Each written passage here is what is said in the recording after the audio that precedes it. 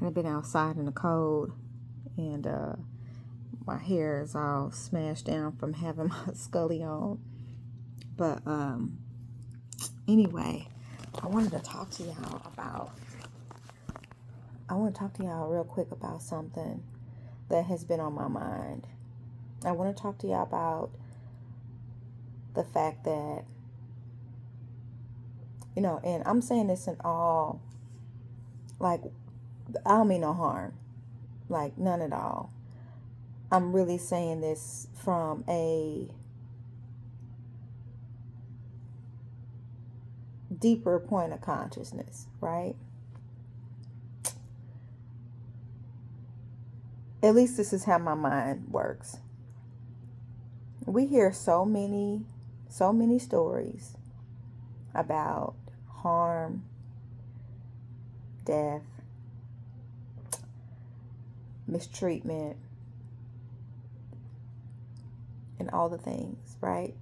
Especially as it relates to Black women's health, as it relates to Black birth, as it relates to, perinatal mental health. Like, we hear all these things.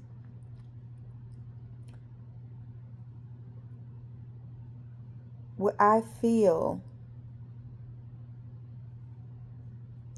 is that we have gotten so consumed with sharing this story about our poor outcomes, because we have also been so consumed with sharing 1:44 on the clock, with sharing our poor outcomes throughout life history.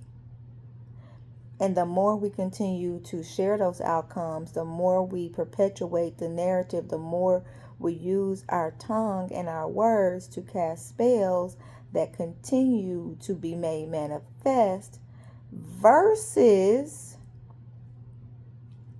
us really using our language to represent the liberation and the freedom and the experiences that we desire, versus the anti-resistant and the fight that we feel like we gotta have. The fight is really within. Can my eyes get any bigger? Because I can see that from what I hear in our communities, in the stories, if we practice as much manifesting for money and for relationships and for opportunities that are in the material physical, why we can't manifest this material physical or spiritual thing when it comes down to the mates that we choose, when it comes down to the way that we conceive our children, the way that we lay down, with our partners, the way that we are giving birth to our children. We can't use that same kind of manifestation power and magic to create harmony in our communities in that regard. What happens then? Where is the manifestation power then? Where are the words? Where is the affirmations? Like, where are they at? We not chanting that all over the internet. But we will chant that shit down that we dead and that we dying and that we in trouble and we in crisis. We'll chant that shit down all day. And we cannot continue to perpetuate that. Like, what do we want? I had a great conversation with one of my good girlfriends the other day. And we were like, what is the mortality rates in other countries and other places besides North America? So we was going through that whole thing with the research. She said, so what do we want it to be here? 0? We gotta be realistic. We've got to be realistic. I don't know how to do that on the camera, so I just did it and made it up.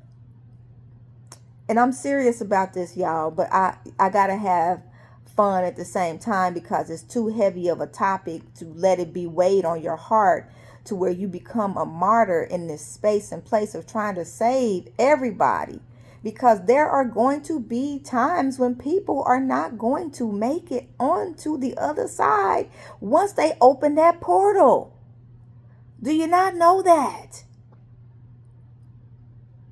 And especially if they're in an environment where the people that they working with can't call them back, they're going to cross over. And the work that they were doing on this side, they will have the capacity to do in greater measures on the other side. We gotta understand death different. Death does not mean that we don't have pain, that we don't have grief, that we don't understand the trauma that comes up on our community when we see and hear about these things. But we gotta be honest. We're perpetuating a lot of it too. People are afraid. Do you know how many women that I talk to that are afraid to have babies, that ain't never had them? They don't want to have them either, because they don't want to die. I didn't know that I had the ability to die till I had my third baby. And when I learned about it, I had more complications with him than I had with any of my other kids, because I felt like I embodied that message for a little bit, until I had to go and tell myself, like, no, that's not going to happen to you. Because I was in a state that was number 2. I was in Georgia at the time. Yeah. So this is a longer message than what I wanted it to be. But I really feel like we have to get our language together. And on the other side of that, I feel like we have to get our language together for the sake of the future generations. If this is the marker of our consciousness that we want to leave on them, then we have already changed the definition of birth from what it says, which is, by definition, if you look it up, it says that birth means to become alive. And when we look at our population of people, we will start to see, by definition, you can Google this too, Black maternal health. Black women are XYZ more times more likely to be unalive